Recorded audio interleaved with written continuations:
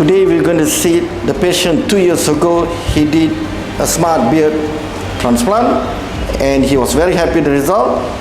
3 days ago he did a smart FUE for the male pattern hair loss level 3 vertex.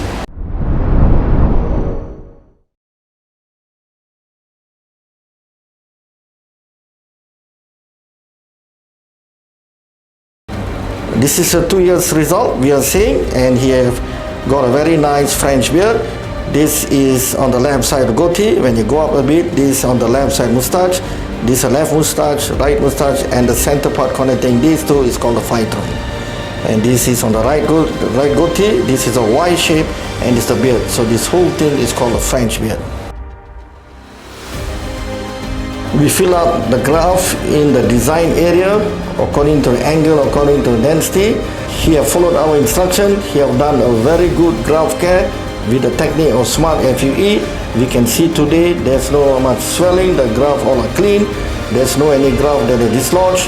We also increase the density in the crown, following the design, as in the crown the hair comes out almost like 360 degrees. So far I'm very happy. I did my beard. This is the second year already. Everything is good. And now I'm doing my hair. And this is the third day. So far it's satisfying.